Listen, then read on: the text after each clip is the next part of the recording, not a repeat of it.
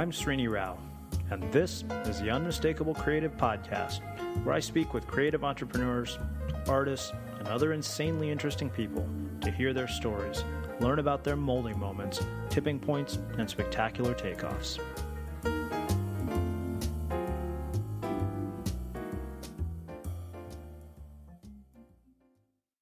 In this episode of The Unmistakable Creative, I speak with Chris Mckinlay. Chris's disparate career path has led to working as a Chinese English translator, playing team blackjack, and eventually a math PhD program at UCLA. The perfect real-world scenario to test out the knowledge gained from his math PhD turned out to be OkCupid, and using math to hack OkCupid eventually led to meeting the love of his life. Chris, welcome to The Unmistakable Creative. Thanks for having me. Yeah, thanks so much for taking the time to join us.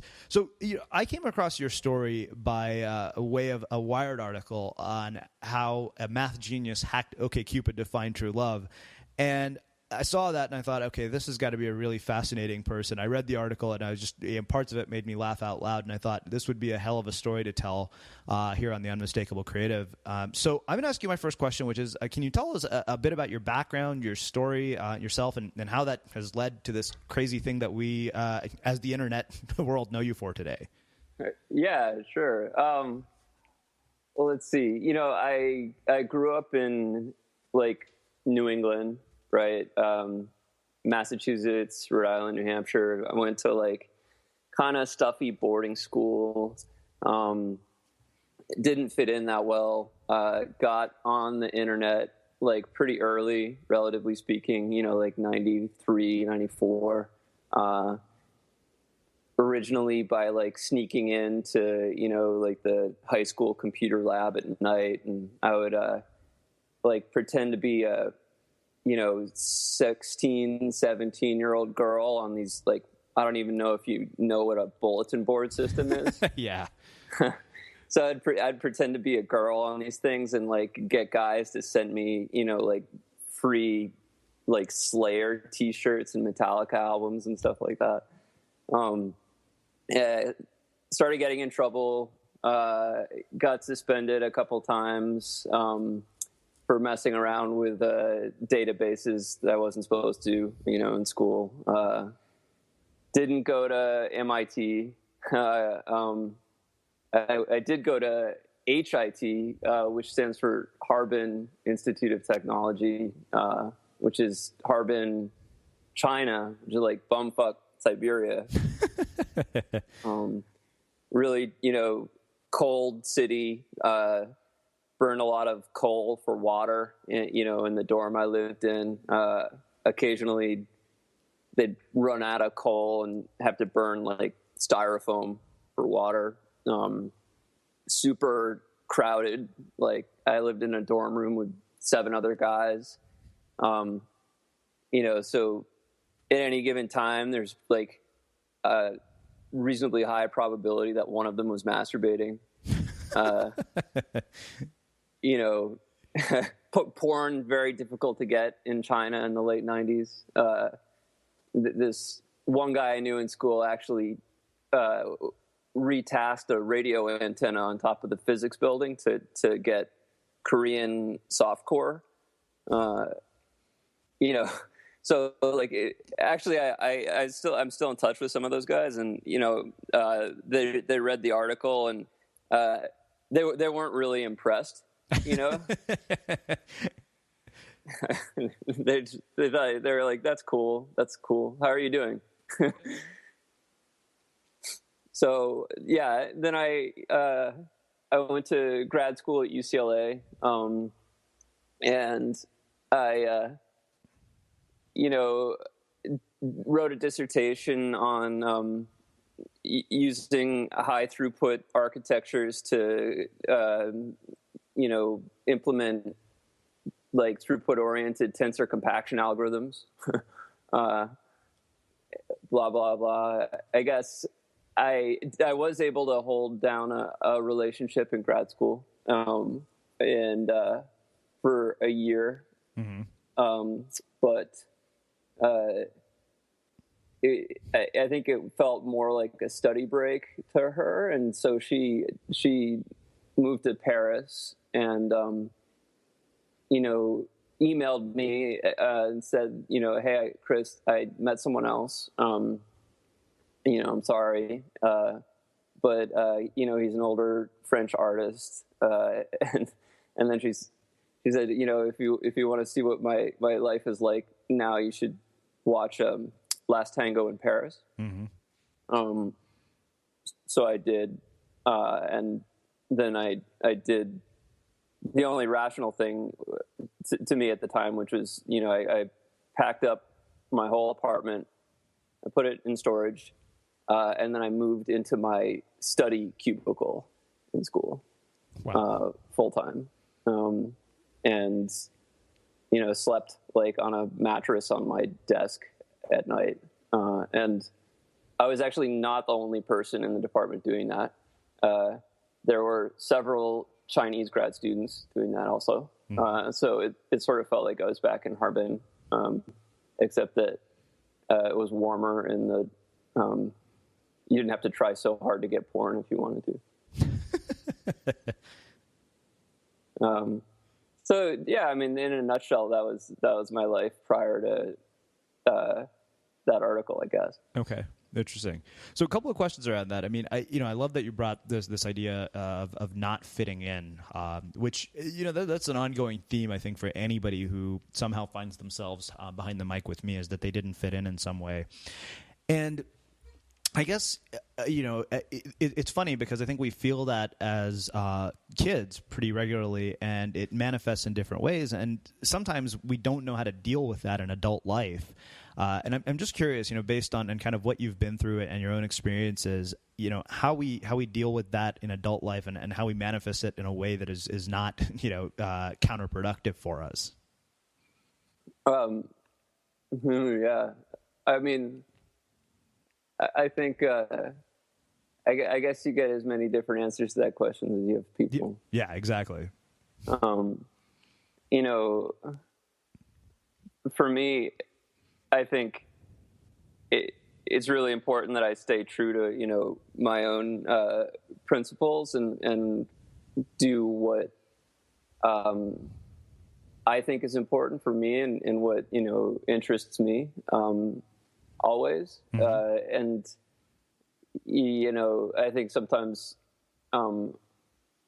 that's like, it's not like what my family like wants to hear, or it's not necessarily what'll make the most money or is the most conventional, but it's invariably the thing that I get the most satisfaction out of. So mm-hmm.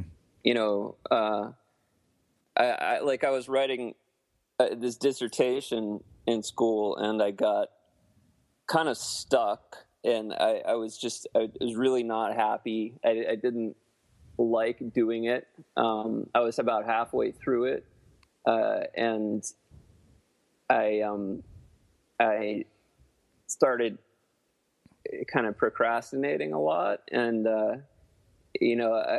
that's when I got on OkCupid, kind of more and more, and I at some point I realized that the tools that I was using in this dissertation would apply to OkCupid. I was trying to cluster high-dimensional data, and OkCupid is it's a multiple choice based dating website. So you go online and you answer a bunch of multiple choice questions, and you can choose which questions you answer. And then based on your answers to those questions, and a couple other factors, it generates like a match percentage with you and for every other user on the site. And that number is subject to lots of different mathematical inputs, and so it's optimizable in a dozen different ways. So to me, that immediately was a more interesting problem than my dissertation.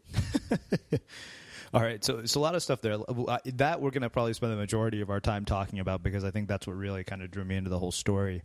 I want to talk a little bit about your time in China, only because it's such an unusual college experience to go to that. You mentioned going there instead of going to MIT.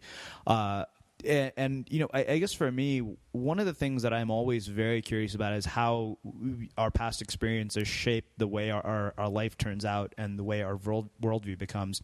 And I'm curious, kind of, how studying there really influenced the work that you've done. How it led to sort of what you've done, with your PhD, and I mean, in general, how did that kind of an experience sort of shape and influence your worldview differently than it might have if you had gone to college in the United States? Well, let's see. I mean, I spent a little over a year there, so I did go to college in the United States, on the East Coast. Okay. But there's a huge difference between the two experiences. My experience in the U.S. was, highly privileged, like beautiful campus, meticulously kept up by like labor, populated with like smiling, like Caucasian faces with like zero perception of like a world in which they don't have this as a birthright. Mm-hmm. And my experience in China was one of like, gray, sort of monolithic Mao Zedong era communist architecture, like really, really smart Chinese students from all over the country, generally from like very poor families. Mm-hmm. Who are very aware of like how precarious their situation is, and like very driven to be the one who wins the lottery and kind of like makes it out. Mm-hmm. Very little like wiggle room for things like whatever, drugs, sex. Like road trips, the stuff like that just doesn't exist. Mm-hmm.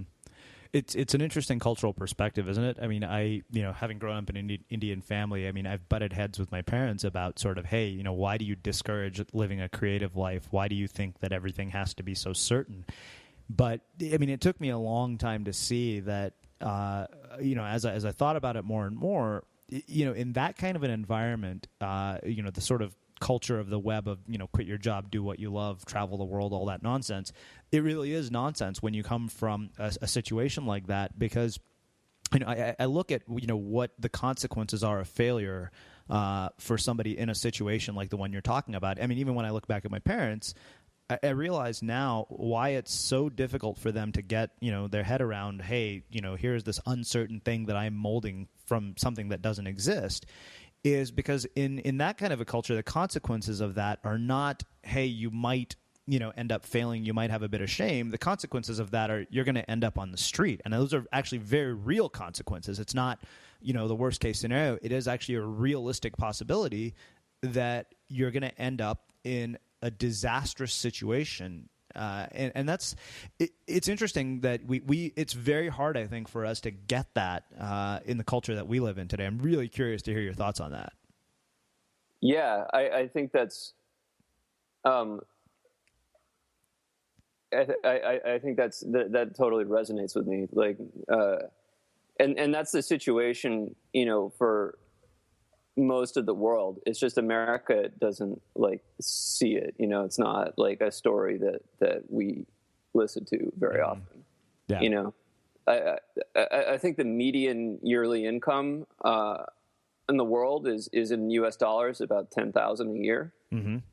So 50% of the world makes less than 10 G's a year.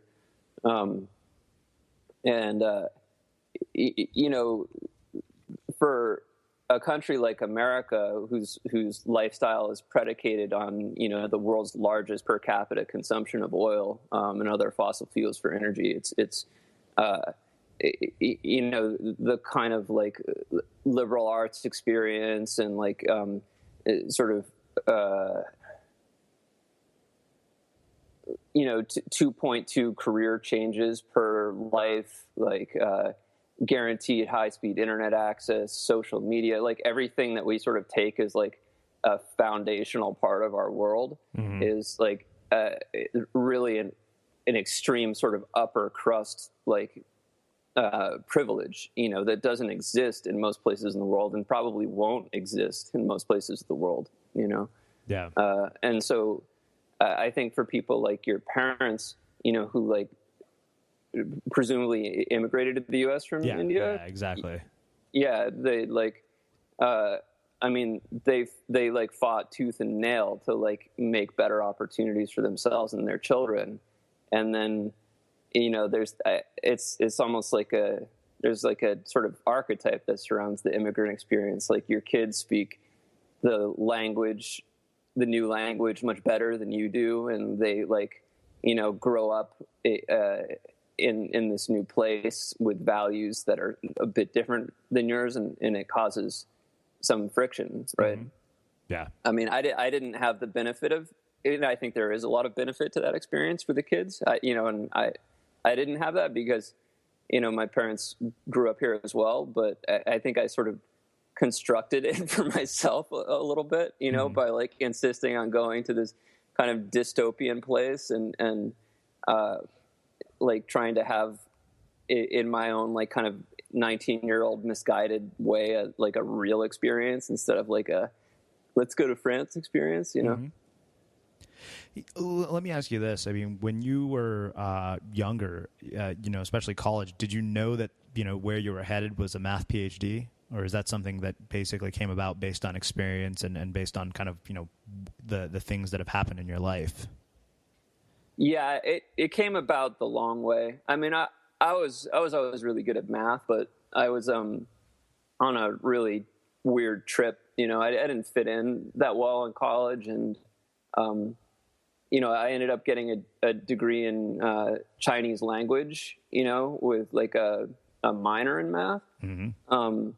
And after I graduated, I moved to New York City in like January 2001. Was really broke, living in like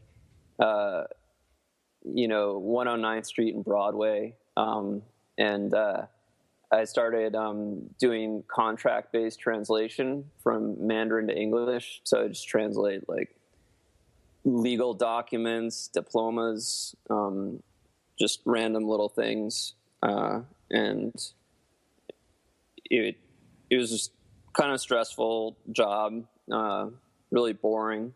Like most of my competitors were, you know, like Taiwanese Americans with law degrees from universities in Taiwan. So translating legal documents for them was like a 5-minute affair. You know, whereas for me, it was like a 90-hour, like hair pulling sort of, you know, dictionary flipping like nightmare.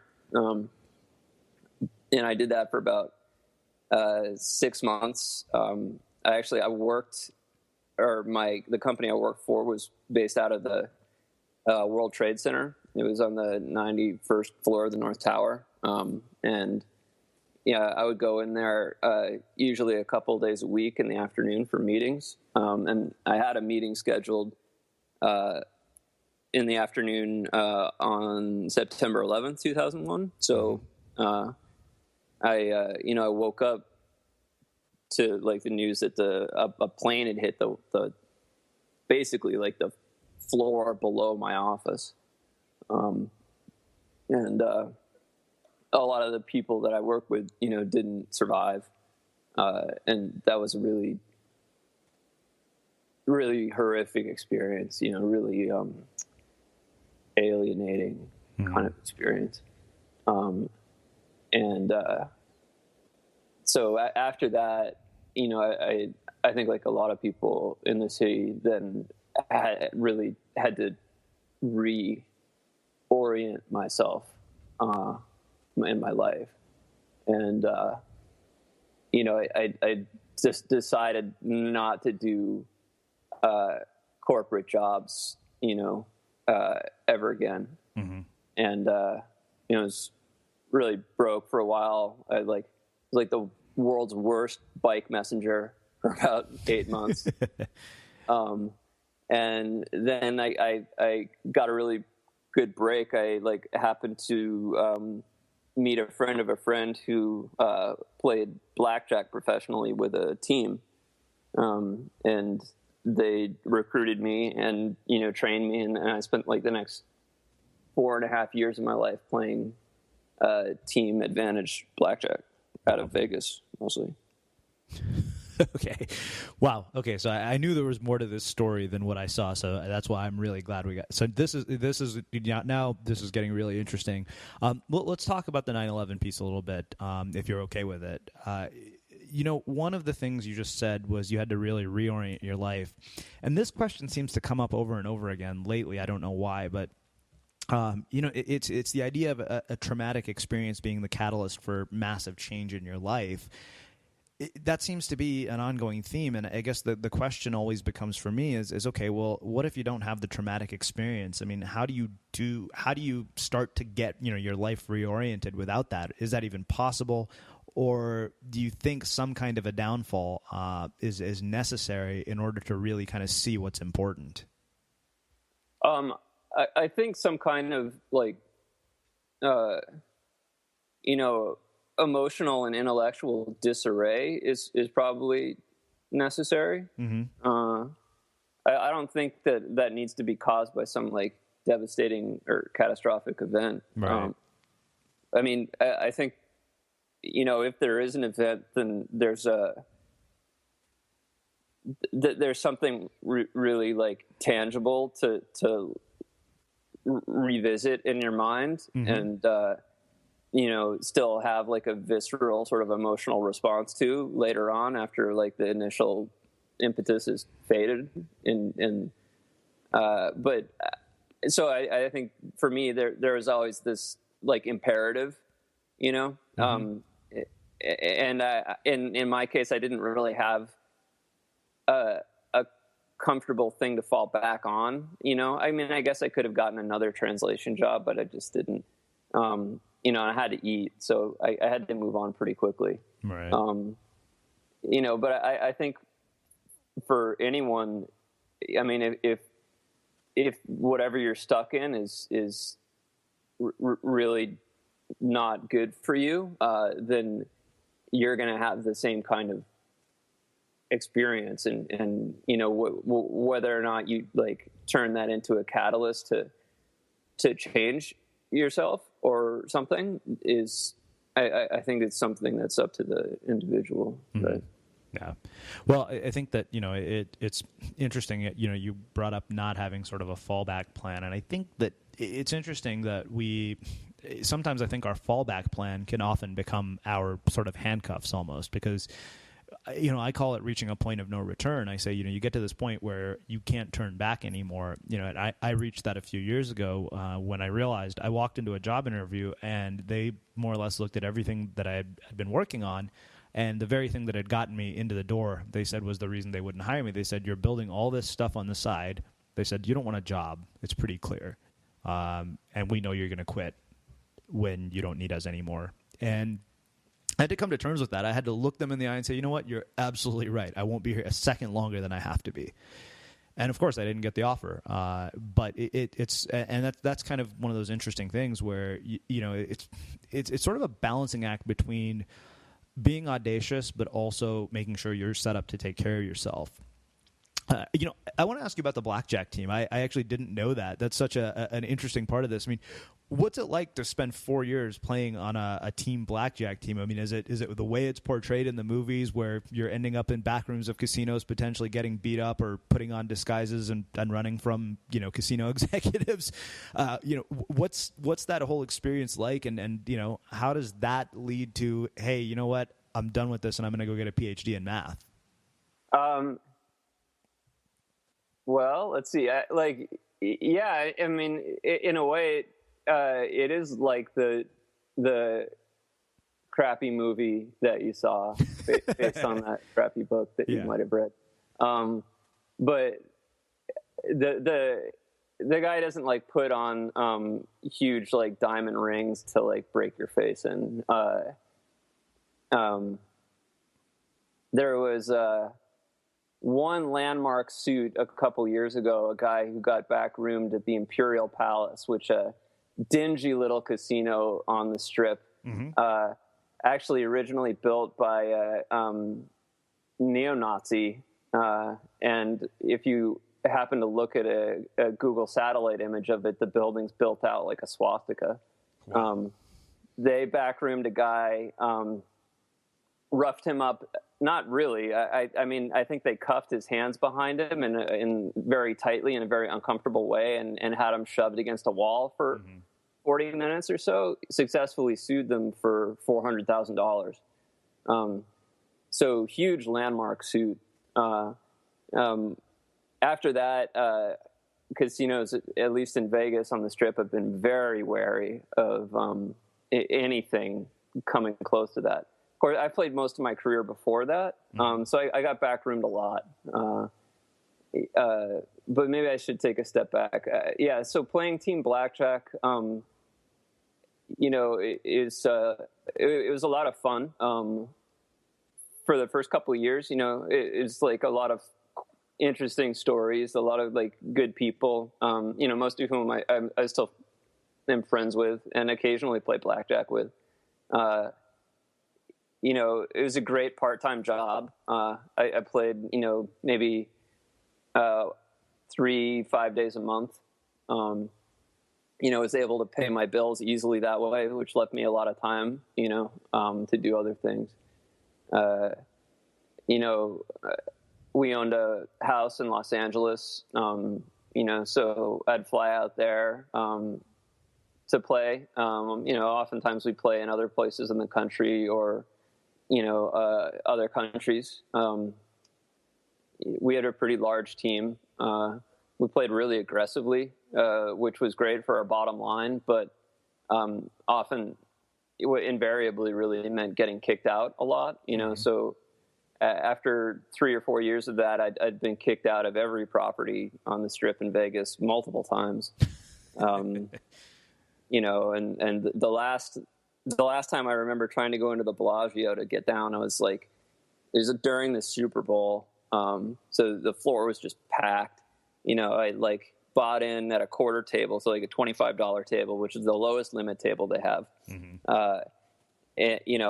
For like $200, I buy in. I'm like barely able to get a spot, and I'm playing $25 bets for about like 5 minutes. I'm just looking around at conditions, not even there really to play. I'm just there to like see if one could play. And 2 suits come down and tap me on the shoulder, and they're like, "Hey, Chris, how's school?" And for me, that was a watershed moment. I was like, okay, like the Bellagio, they're classy, but clearly the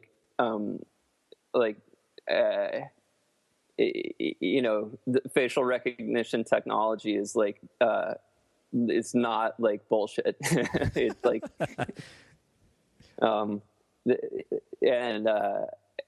it's probably time I like transition into other things full time, because my money making opportunities, at least on the Strip, are evaporating.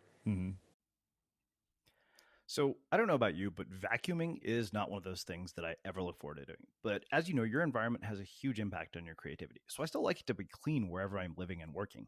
But now it doesn't have to be something that you deal with. If you're like me and you grew up in the 80s, you probably fantasized about the day when cleaning your house would be like it was for the Jetsons, meaning you don't have to lift a finger. Well, the good news is that we're already kind of living in that future. And the easiest way to make sure your floors are clean every day is with the iRobot Roomba Robot Vacuum.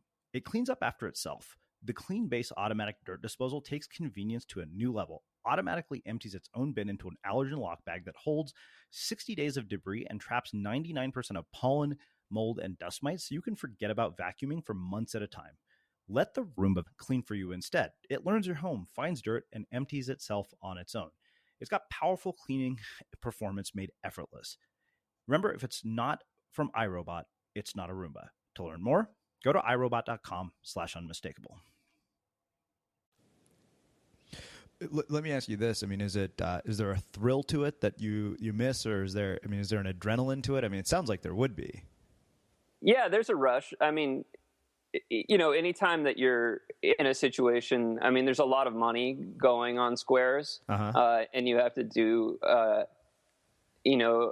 some computations involving like how much money gets done and what decisions get made. But also there's a strong element of like theater to it. One big mistake that the MIT team made, and a reason they never made a ton of money, was they erred on the side of technical ability. So they're people who are doing the math for them had to be able to estimate the number of cards that have been played to within 13 cards, which maybe gets you, a marginal amount more expected value, than being able to estimate within 26 cards. So they ended up training people who just stared at discard trays, didn't look like gamblers at all. We're not really able to interact with like other players, dealers, pit bosses very well at all. And so never got down, so to speak, like never really convinced anyone that they belonged in the casino because they didn't look like anyone else in the casino. So a big part of walking out of a casino with money is being able to convince the casino to let you play for a long enough period of time that your edge manifests in a positive result, and a big part of that is theater. And so, yeah, I mean, that whole package can be a lot of fun, but ultimately, it's like you roll into town, you have a crazy, 96 hours or however many hours it is, not sleeping much, playing a lot. And then you come out of town with some result, usually positive, but it got kind of hollow for me because it's not like I made anything other than money. I didn't change anyone's life. I didn't affect anyone any meaningful way.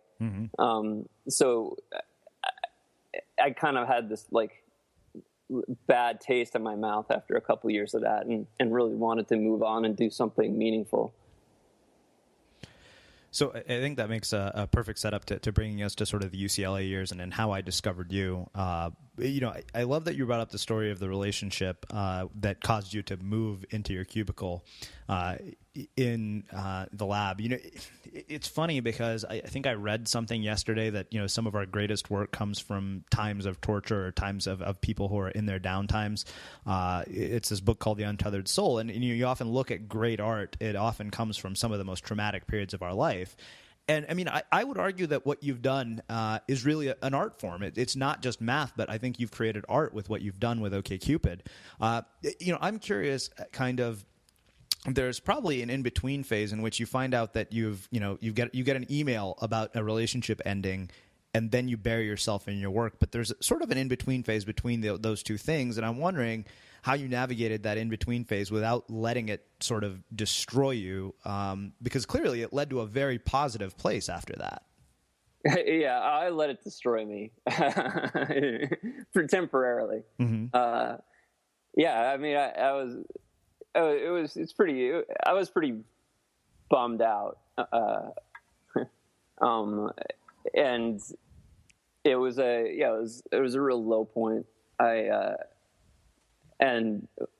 way of jiggering myself out of it was to make myself uncomfortable, so I just started removing, sources of comfort, so and the first thing to go was my living situation, it was a conscious decision. It wasn't like I needed to save money or anything. I did it so that I would finish or perish, and I told myself I wasn't moving out of my cubicle till I graduated. And that ended up taking a little over 12 months. But I did it, and I had to use a supercomputer in Colorado for most of my work. So I had to be online when no one else was online in the country who might be using it. So that usually meant Pacific Coast time, between like midnight and 4 a.m. or something. So I was up late a lot by myself, and it was pretty lonely and boring a lot of the time, and I was like I said before, really looking for something else to hold my interest. At some period where my research was a little bit stuck, and eventually I hit on OkCupid. Mm-hmm. Does that make sense? Yeah, no, that makes completely sense. So I think that one of the things that's really interesting is you said removing sources of comfort. And man, I mean, talk about ways to grow really fast. I mean, every time I always say all growth occurs outside your comfort zone. And the thing is, I think that it doesn't have to be in such drastic ways as the way you've done yours. But I mean, I think that that's such a huge thing. And we're so sort of averse to that.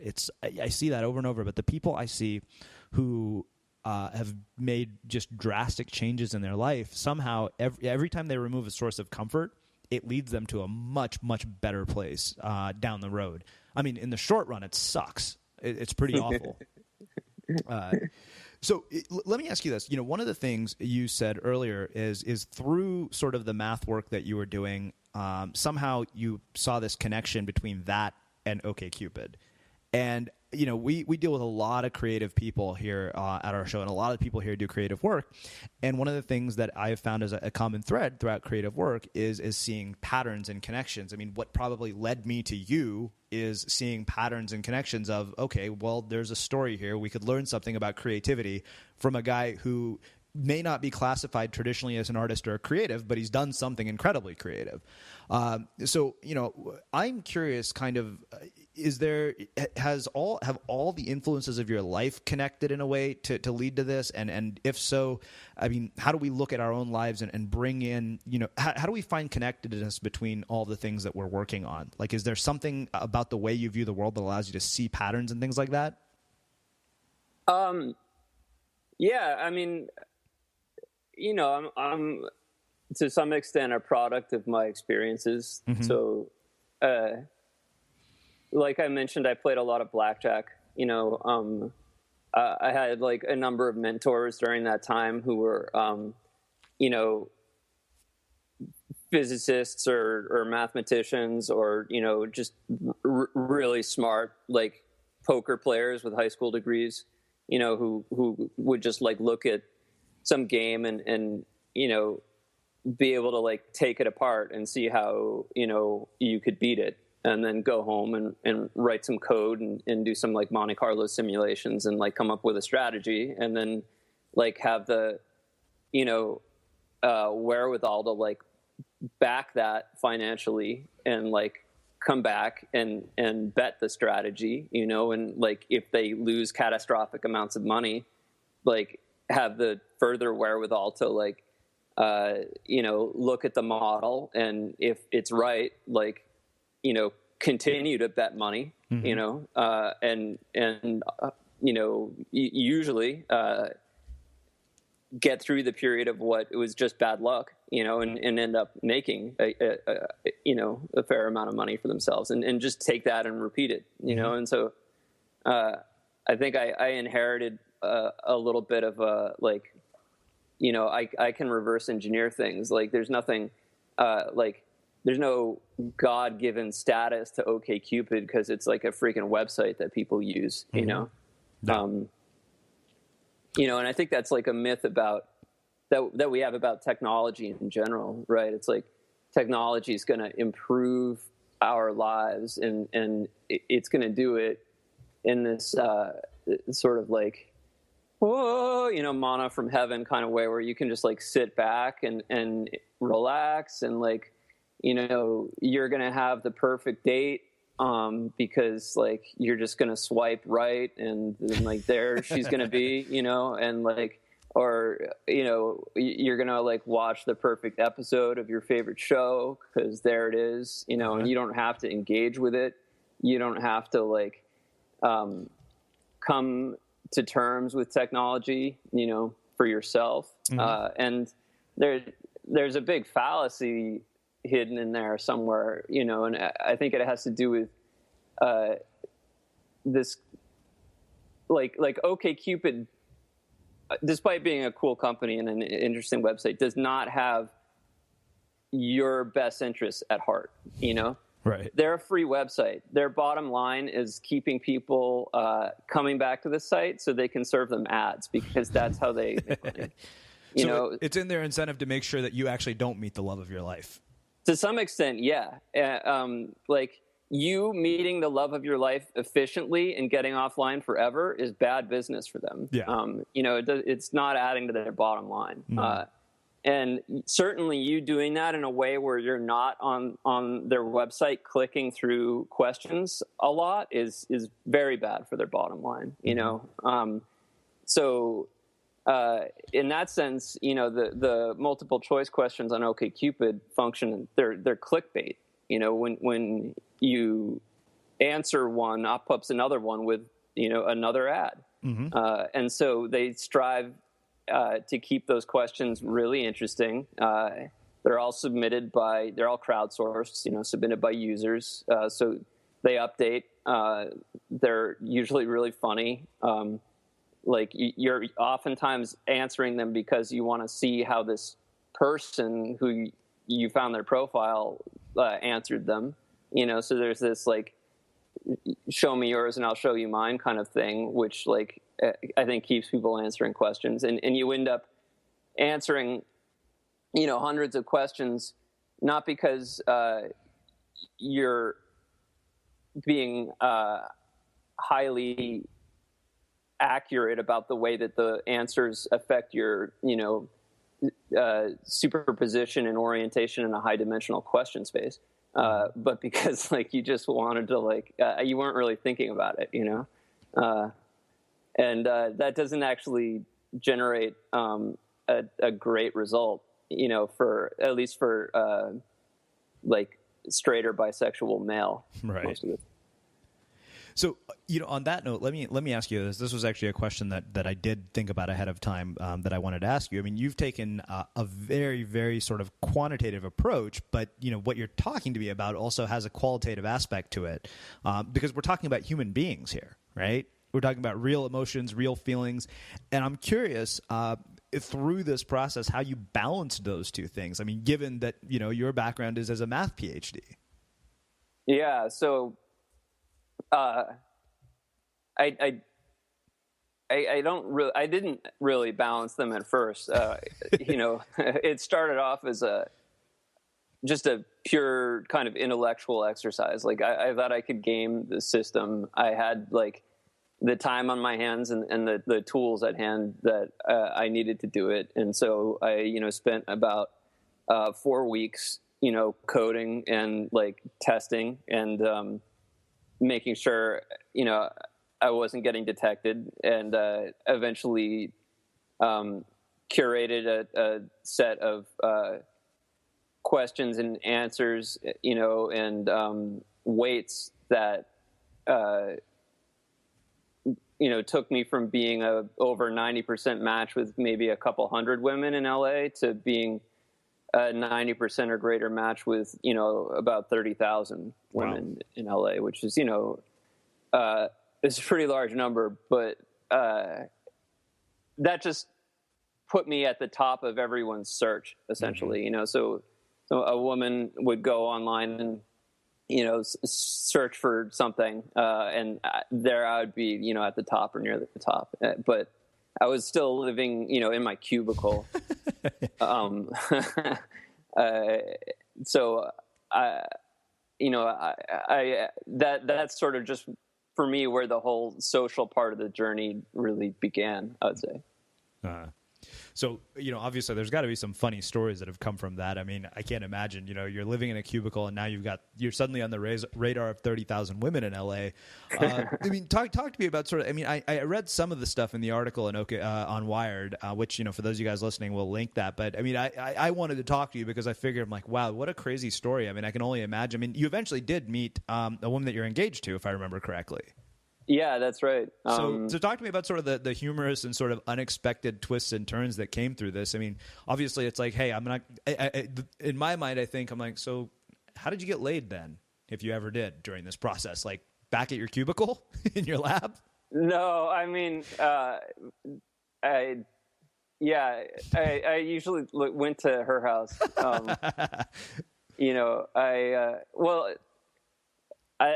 First of all, I had to make a profile that was going to convert all those views into messages. Mm-hmm. And so, I mined a whole bunch of photographs on the website, mined a whole bunch of text on the website, found out quantitatively what goes into, a really effective profile, and constructed, sort of in the optimal collection of images and words to convert page views into messages. And then after that, I actually didn't really log in the site much at all. I got about 10 unsolicited messages a day. Wow. I read them. I had a script that just imported them into my Gmail inbox. So I would just read them like I read other email. If I found one that was interesting, I might look at her profile and just shoot her back a really simple message like, hey, you seem interesting. Do you want to have a cup of coffee? Uh-huh. And at first it was, hey, you seem interesting. You want to insert really creative, awesome sounding first romantic date idea. And so there'd be hikes, shows, concerts, dinner, but that's not sustainable, when you're doing on average, 7-8 dates a week. So that was probably the first mistake I made. And then there are a lot of other funny mistakes, I wouldn't ever recommend getting picked up by someone in a car that's not your own to go someplace far away, which is, the default in Los Angeles. Right. Without any recourse. Yeah. Don't do that. You'll be taken to a very expensive sushi restaurant for a 7-course omakase dinner with a very embittered crazy woman who will hold you hostage. For me, I wouldn't recommend drinking, which I know it's probably not something that worked for a lot of people, but I realized I just could not drink on these dates. It was just a horrible idea. Mm-hmm. It clouded my judgment. It usually led to more drinks. It was expensive. It was also, unsustainable. And for the number of dates I was going on, it, definitely resulted in some fun nights, but also some, waking up on some girl's kitchen floor at 5 a.m. to the smell of someone cooking meth on a stove for breakfast. Wow. Yeah, I mean, you can really dive deep in Los Angeles, on sites like OkCupid, and get real. But if what you really want is to meet someone that you feel like you have a lot that you really click with, I guess, then really these dates shouldn't be dates. They should just be little pre-date, almost interviews. It's just I realized I needed to be in the same physical space as the person for about 5 minutes. That's all I needed. Mm-hmm.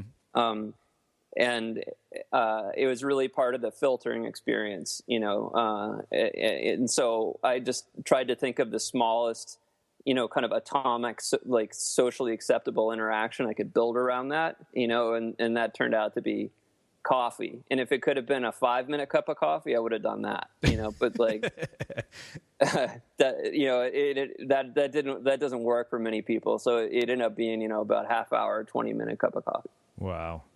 And, that itself, got pretty trippy because, the way I hacked the site, I had to, cluster like all of these women, into groups that had answered questions in a highly statistically significantly similar fashion. And so that manifested in continuously like odd ways when I would meet them in person. People would order the same coffee drinks.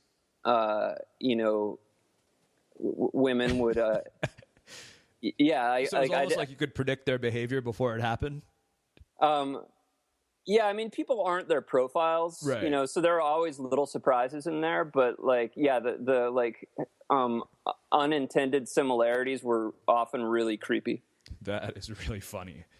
One other question on this. I mean, it seems like you go from like, troubled relationship to this overnight. One of the things we never talked about was sort of your earlier history with women. I mean, did you date a lot when you were younger, or was this like a sudden influx of, female company into your life?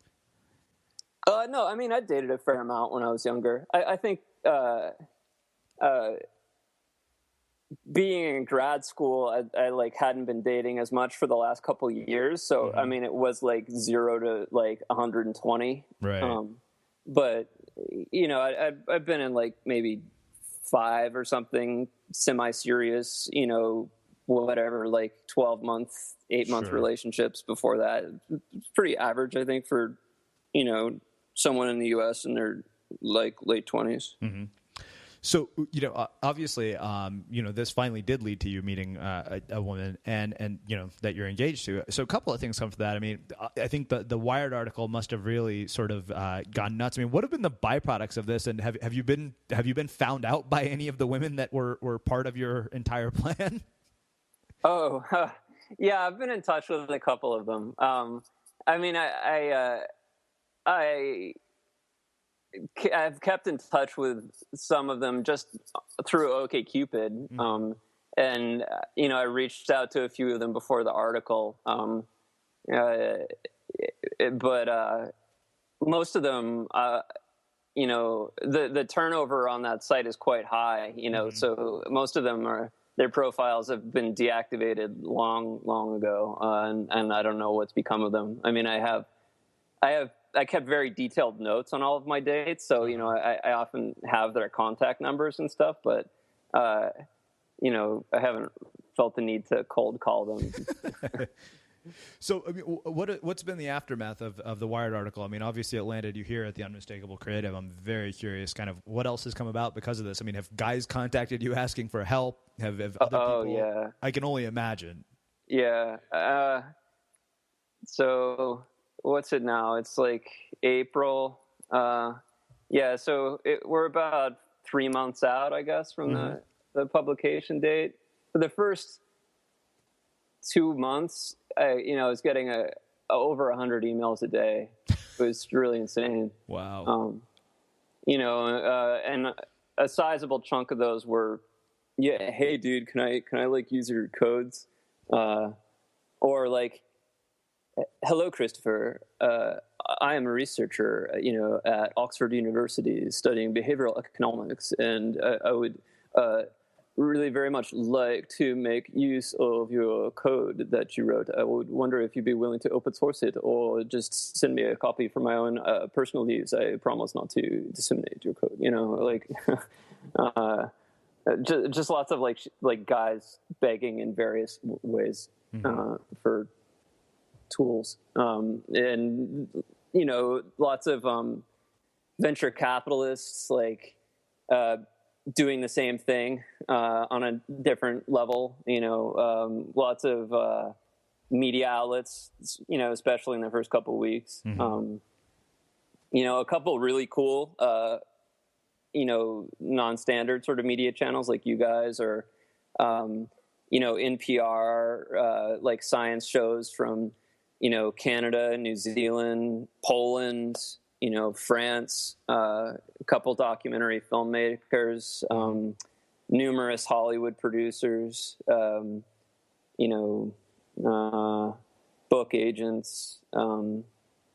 I don't know. Really runs the gamut. I bet.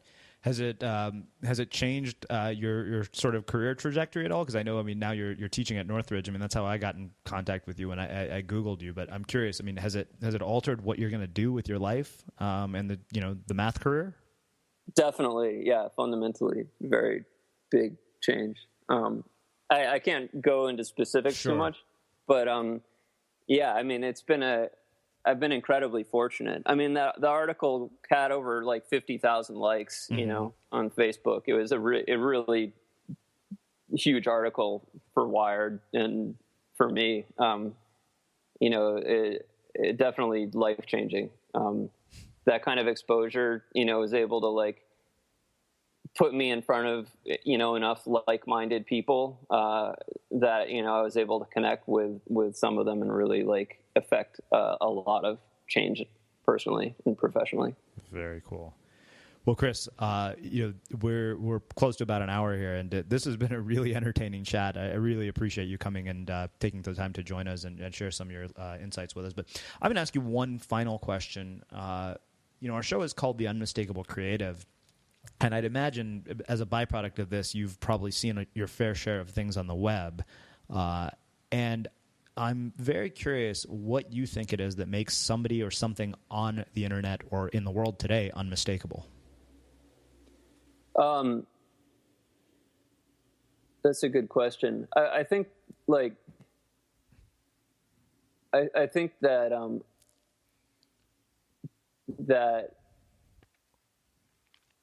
I think here's what I think. I think that there's a lot of quote unquote like viral content on the internet these days, and like a lot of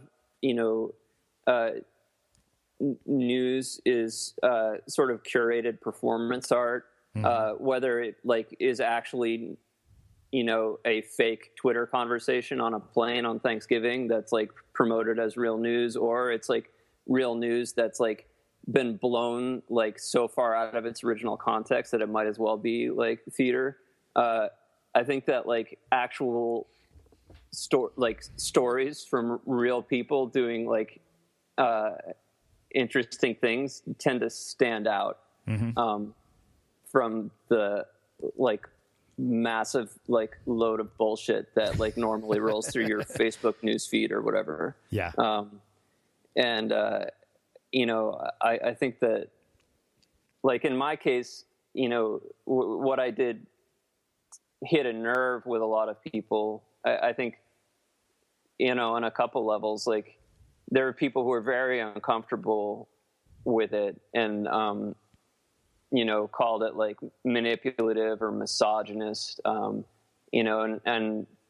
I think that it happened, at a time when like, we know that the NSA is scraping our metadata, right? We know that like companies are, have to do it for the NSA, and they also do it for their own profit, like Google, Facebook, Apple, Amazon, whatever. But maybe it's a little less comfy when an individual does it, especially when you can put a face on that person, right. Or, that person's like a Caucasian male, putative mathematician, right?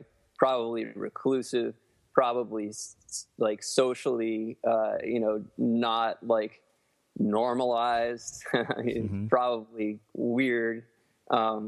It's pretty easy to put me in a little box and call me, throw some label on it. Sure.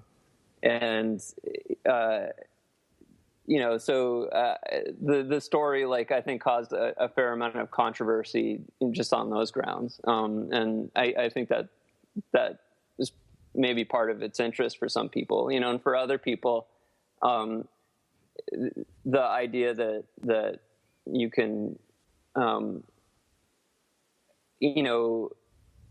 do something with data and have a real effect on your personal life, is like a really interesting idea, as a conceit to kind of meditate on. And I think that's, what held interest for probably most of the people I've talked to. Wow. Really, really cool. It's funny. I had a guy here who was talking to me about relationships as an engine for personal growth. When I asked him that exact question, he said depth. And I love that you brought up the amount of crap that comes across your Facebook news feed. It's like people say BuzzFeed is the lowest common denominator on the internet. It's where you go when you've run out of looking at when your attention span has gone to the point where you need to look at something that has no depth. But I really appreciate you coming and taking the time to join us and share some of your insights with our listeners here at the Unmistakable Creative. It's been a very different kind of conversation, but that's kind of why I wanted to have it, because I knew it would be something unusual and something that we'd probably not hear on many other podcasts. Yeah, no, it was my pleasure. It was great talking to you. Likewise. And for those of you guys listening, we'll wrap the show with that. You've been listening to the Unmistakable Creative Podcast. Visit our website at unmistakablecreative.com and get access to over 400 interviews in our archives.